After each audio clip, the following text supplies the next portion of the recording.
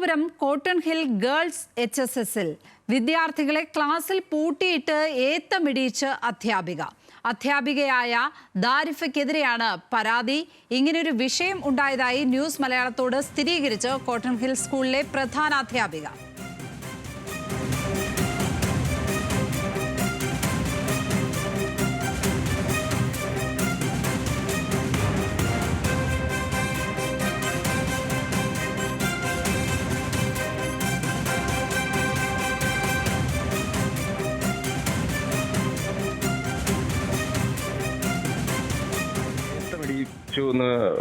അങ്ങനെ ഒരു സംഭവം ടീച്ചറിന്റെ വായിന്ന് വന്നു.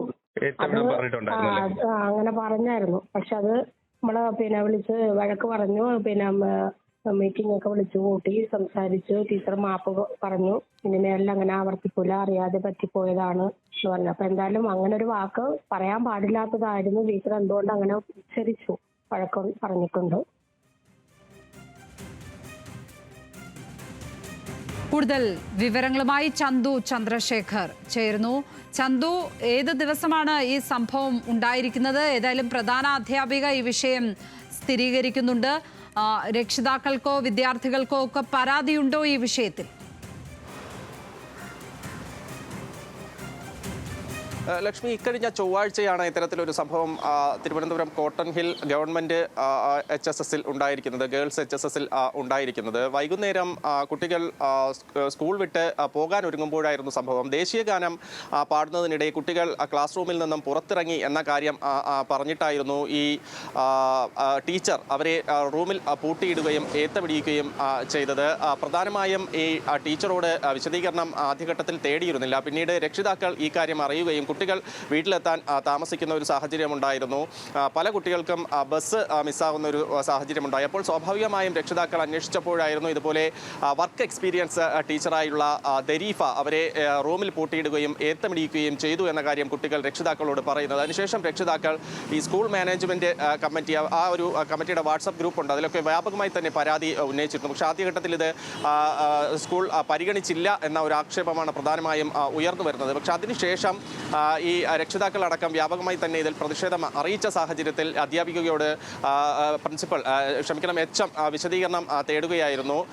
അപ്പോൾ ഇവർ ഈ കുറ്റം സമ്മതിച്ചിട്ടുണ്ട് എന്നാണ് HM ഇപ്പോൾ വ്യക്തമാക്കിയിരിക്കുന്നത്. രേഖാമൂലം തന്നെ മാപ്പ് എഴുതി കൊടുക്കുന്ന ഒരു സാഹചര്യം ഉണ്ടായി. പക്ഷേ അത് മാത്രമല്ല, ഇതിൽ ബാലാവകാശ കമ്മീഷൻ അടക്കം കേസെടുക്കാവുന്ന വകുപ്പുകളുണ്ട്. കുട്ടികളെ ഇത്തരത്തിൽ ഏത്തമിടിക്കുന്നത് പോലെയുള്ള ഒരു ശിക്ഷാരീതിയിലേക്ക് കടക്കുന്ന ഒരു കാര്യം, അതിൽ ബാലാവകാശ കമ്മീഷൻ അടക്കം ഇടപെടാനുള്ള വകുപ്പുകൾ ഉണ്ടെന്നാണ് മനസ്സിലാക്കുന്നത്. എന്തായാലും ഇതുമായി ബന്ധപ്പെട്ട് ഒരു റിപ്പോർട്ട് ഇപ്പോൾ സ്കൂളിന്റെ HM DEOക്ക് സമർപ്പിച്ചിട്ടുണ്ട്. അതിൽ ഇനി നടപടി വരാനിരിക്കുകയാണ്. DEOയുടെ നടപടി ഇതുവരെ ഉണ്ടായിട്ടില്ല. എന്തായാലും ഈ പ്രധാന അധ്യാപിക നമ്മോട് സംസാരിക്കുന്നത് ഒരു വർഷമായിട്ടേ ഉള്ളൂ ഈ അധ്യാപിക സ്കൂളിൽ എത്തിയിട്ട്. അപ്പോൾ അതിൻ്റെ ഒരു പരിചയക്കുറവ് കൊണ്ടാണ് ഉണ്ടായത് എന്നൊരു ന്യായീകരണമാണ് പ്രധാന അധ്യാപിക പറയുന്നത്. അത്തരത്തിൽ സംഭവിക്കുകയും അത് ഒത്തുതീർപ്പ് ചർച്ചയിലൂടെ രക്ഷിതാക്കളുമായി അല്ലെങ്കിൽ സ്കൂൾ മാനേജ്മെന്റ് കമ്മിറ്റി കൂടി ഇടപെട്ട് ഒരു ഒത്തുതീർപ്പിലൂടെ അത് പരിഹരിക്കാൻ കഴിഞ്ഞു. അതിനുള്ള ശ്രമമാണ് നടത്തിയതെന്നാണ് HM പറയുന്നത്. അതിനുശേഷം രക്ഷിതാക്കൾ പരാതി ഉന്നയിച്ചപ്പോഴാണ് ഇത്തരത്തിലൊരു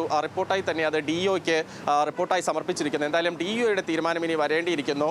എന്തായാലും തിരുവനന്തപുരത്തെ സംബന്ധിച്ചിടത്തോളം വളരെ വിജയം സമ്മാനിക്കുന്ന, അഭിമാനകരമായ വിജയം സമ്മാനിക്കുന്ന ഒരു ഗവൺമെന്റ് സ്കൂളാണ് കോട്ടൺ ഹിൽ ഗവൺമെന്റ് സ്കൂൾ. അവിടെയാണ് ഇത്തരത്തിൽ വിദ്യാർത്ഥികളോട് ഈ വിധത്തിൽ പെരുമാറിയിരിക്കുന്നതെന്നാണ് പ്രത്യേകം. ചന്തു ചന്ദ്രശേഖറാണ് വിവരങ്ങൾ പങ്കുവച്ചത്. ഇപ്പോൾ കോട്ടൺ ഹിൽ സ്കൂളിലാണ് ഇങ്ങനെ വളരെ അപൂർവമായൊരു ശിക്ഷാ നടപടി ഉണ്ടായിരിക്കുന്നത്. കോട്ടൺ ഹിൽ ഗേൾസ് HSSലെ വിദ്യാർത്ഥികളെ ക്ലാസ്സിൽ പൂട്ടിയിട്ട് ഏത്തമിടിയിച്ചു എന്നുള്ളതാണ് ലഭിക്കുന്ന വിവരം. അധ്യാപികയായ ദാരിഫയ്ക്കെതിരെയാണ് പരാതി.